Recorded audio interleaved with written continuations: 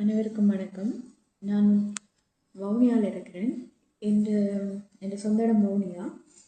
இப்போ நான் யாழ்ப்பாணத்தில் இருக்கிறேன். எனக்கு ஒரு பிரச்சனை உண்டு. எப்படின்னா, கனடாவில் இருக்கிற கெவின் என்ற கேதீஸ்வரன் என்றவரால் எனக்கு சரியான பிரச்சனையாக இருக்குது. அவருக்கு 55லேருந்து 60 வயசுக்குள்ளே இருக்கும்.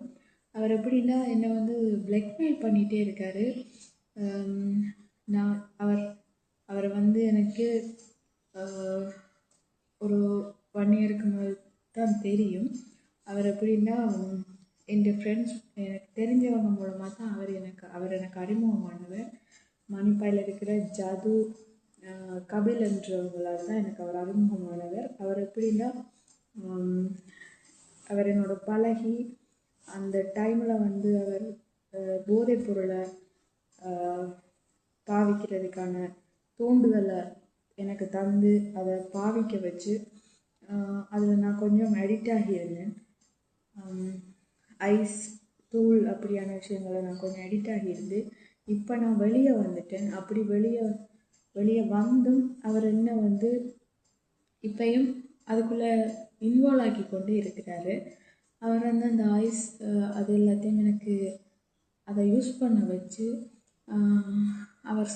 அவர் யூஸ் பண்ணி என்னை மிஸ்யூஸ் பண்ணதும் இல்லாமல் அவர் இருந்து கொண்டு அவருக்கு தெரிஞ்ச போலீஸ் அவர் சொல்கிற ஆக்கள் அப்படி இப்படின்னு அவங்கள்ட்ட போங்க அப்படி இப்படின்னு சொல்லி என்னை நான் ஐஸ் யூஸ் பண்ணிகிட்டு இருக்கும்போது அவர் அப்படித்தான் என்னை மிஸ்யூஸ் பண்ணவர்.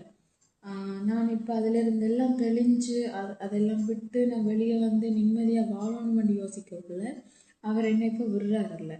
அவர் என்ன எப்போவுமே பிளாக்மெயில் பண்ணிகிட்டே இருக்கார். இல்லை, நீ இதை செய்தே ஆகணும், இல்லைன்னா நான் உனக்கு பிரச்சனை எடுப்பேன், உன்னை போலீஸில் பிடிச்சி கொடுப்பேன் அப்படி இப்படின்னு.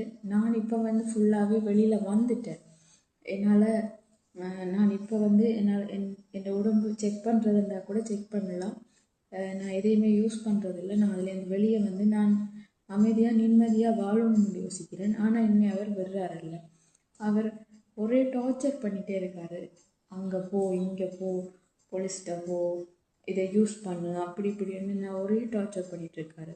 அதோட மணிப்பையில் இருக்கிற அவங்க 2 பேரும் என்னை இன்ட்ரடியூஸ் பண்ணி வச்சு அவங்க 2 பேருமே அவர் சொல்கிறத செய்யன்னு சொல்லி என்னை வற்புறுத்திகிட்டே இருக்காங்க. என்னால் ஃபேஸ் பண்ணிக்கொள்ள இல்லாமல் இருக்குது. நான் வெளியில் அது எல்லாம்